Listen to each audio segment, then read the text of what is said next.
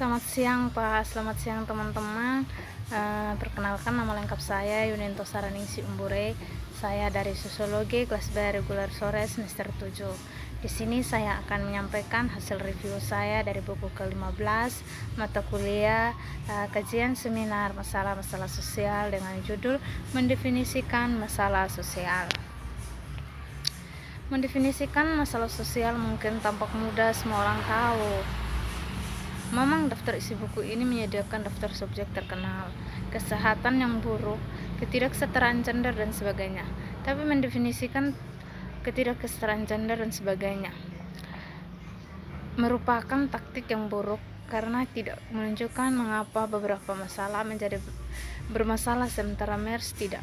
Fakta ini penting karena mungkin yang mengejutkan tidak semua kondisi berbahaya, cancel dan narkoba dan penggunaan mobil. Pada tahun 1995, sebagian besar 12.000 orang meninggal karena penyebab terkait narkoba. Hanya beberapa di antaranya terlibat zat ilegal atau obat-obat terlarang. Pengenalan masalah sosial membutuhkan penilaian yang bersifat subjektif dengan jumlah yang signifikan. Telah ada kontroversial dalam sosiologi tentang beberapa banyak orang yang signifikan dan mudah untuk melihat mengapa kondisi ini tampaknya sulit untuk memecahkan kondisi merupakan masalah sosial. Jadi jawabannya kurang dilakukan dengan jumlah absolut orang yang menyatakan suatu kondisi berbahaya lebih dari pengaruh mereka di masyarakat. Proses pengidentifikasian masalah sosial biasanya melibatkan kembali antara publik dengan pemimpin mereka yang membawa masalah, yang memperhatikan mengajari mereka di mana minat mereka berada.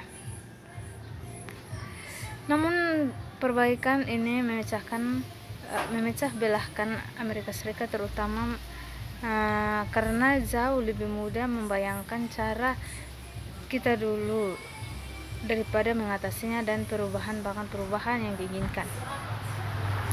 Kemudian tentang penurunan keluarga. Permohonan seperti itu memancarkan cahaya lembut pada Reid dan Egan. Kerfak jelek fakta antara lain bahwa di tahun 1900-an perempuan biasanya tidak bisa mengembangkan kemampuan reproduktif mereka dari banyak yang menemukan diri mereka. Meskipun sesuai dengan masa lalu yang menenangkan jiwa, mereka tidak bekerja secara praktek karena mereka tidak mengubah realitas yang tidak menyenangkan. Secara modern telah mengubah keluarga. Sangat penting untuk memulai dengan data dalam melakukannya. Kita harus mengingatnya semua pengetahuan didasarkan perbandingan. Tidak mungkin untuk mengerti fenomena apapun seperti pohon, mobil, individu, masyarakat, dan tanpa mengupasnya dengan cara tertentu dengan yang lain. Di setiap pendamping membuatnya seperti perbandingan bersama. Sejauh mana suatu masalah yang mengatakan seberapa sering itu terjadi dan betapa berbahayanya yang mengatakan akibatnya. Durkheim memberikan contoh perbedaan antara sosial dan tingkat analisis individu dalam bukunya. Dia mempelajari secara pribadi menunjukkan fenomena struktur yang ada, terutama bagi orang-orang yang luas yang mempengaruhi tingkat bunuh diri di dalamnya sebuah masyarakat. Jadi ketika ikatan orang yang kerja menikah dengan anak yang kekerasan dan pengalaman pribadi individu bervariasi. Beberapa kasus bunuh diri terjadi di antara orang-orang seperti itu. Sebaliknya orang-orang yang memiliki keterkaitan dengan society yang terbatas mengambil nyawa pada tingkat yang lebih tinggi.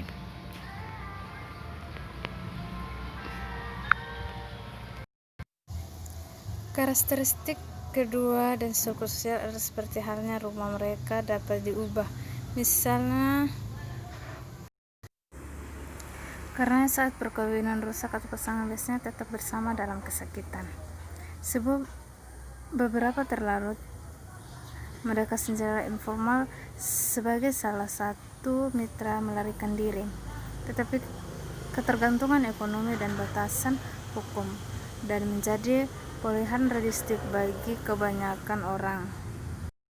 namun telah membuka pintu lain, dan pasangan yang telah melakukan perceraian yang tidak bisa didamaikan dan dipadukan. Maksudnya adalah paradoksikal. Individu pria dan wanita tidak memutuskan jangkauan mereka dari Douglas untuk diri mereka sendiri. Sebaiknya itu diberikan oleh fakta di tempat tertentu pada titik tertentu dalam sejarah. Dalam morfologi Yunani, Atlas dikutuk untuk mendukung dunianya, seperti Atgas tubuh yang menanggung beratnya. Kedua generasi ini mengalami konflik sosial yang pahit. Pada tingkat akal sehat, konflik ini adalah tentang status pekerjaan. Berkembang di dalam rahim, maka aborsi adalah penumbuhan. Tetapi jika embrio diasumsikan dengan orang yang potensial, asumsi tentang kapan kehidupan manusia mulai suatu masalah yang tidak dapat.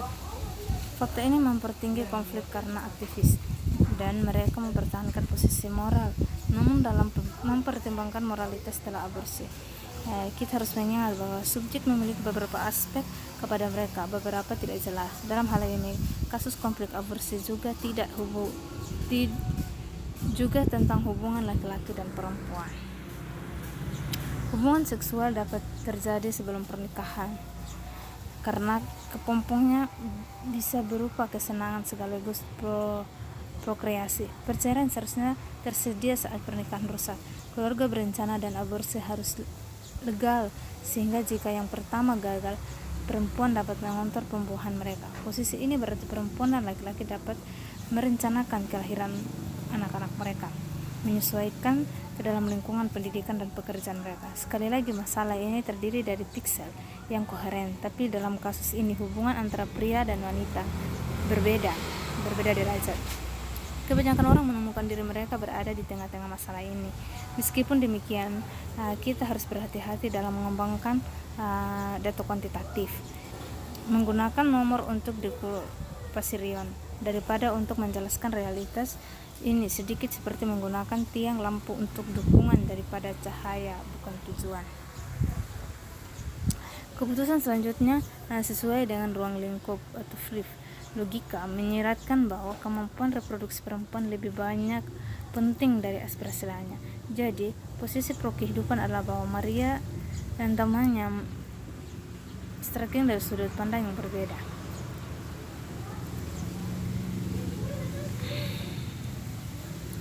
Remaja dan perempuan muda yang hamil sering menderita konsekuensi strategis jangka panjang jika mereka melahirkan anak. Misalnya adalah morphs cenderung mati saat melahirkan lebih banyak anak-anak segera, memiliki kesuburan total yang lebih tinggi, menampilkan pendidikan yang lebih rendah, berpenghasilan rendah, menjadi miskin, menerima bantuan publik, penyalahgunaan, dan mengabaikan anak-anak mereka, menikah muda dan bercerai. Untuk banyak kemudian, melahirkan adalah tragedi. Ini juga benar untuk anak-anak yang lahir dari orang-orang seperti mereka yang lebih cenderung bermain berat, badan lahir rendah, dan masalah kesehatan jangka panjang, mati di awal tahun dari hidup, dan menderita penyalahgunaan. Dan logika menyiratkan bahwa wanita dari segala usia harus mampu menyeimbangkan kemampuan reproduksinya.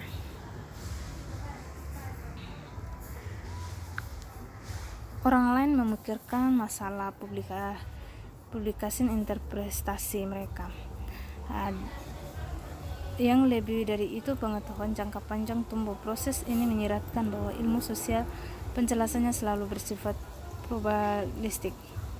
Pada gilirannya berarti bahwa kepastian mutlak tidak mungkin dalam sosial seperti di negara lain kehidupan. Ketenaran dalam negara Eropa menjadi suami istri pada tempat ratus tahun terakhir. Artinya ini relatif terpisah dari kerabat lain dan berpusat. Gangguan ini terjadi pertama kali di antara kelas atas, menyebar perlahan untuk yang lain, dan pertama kali diterapkan pada pria. Selanjutnya anak laki-laki mulai dididik di rumah. Hal ini penting bahwa anak laki-laki kali ini mengenakan pakaian yang membedakan mereka dari orang dewasa. Proses ini berlanjut hingga abad ke-20. Meskipun tidak mengatakan apa-apa tentang bagaimana ini dicapai, itu mungkin bahwa pasangan itu mempraktikkan pengendalian kelahiran. Ingat, konsepsi kurang efektif saat itu dan hanya membutuhkan satu kegagalan untuk terjadinya suatu pembuahan. Demikian hasil review saya. Selebihnya mohon dimaafkan karena mungkin banyak kesalahan dalam pembuatan video ini. Sekian dan terima kasih. Shalom.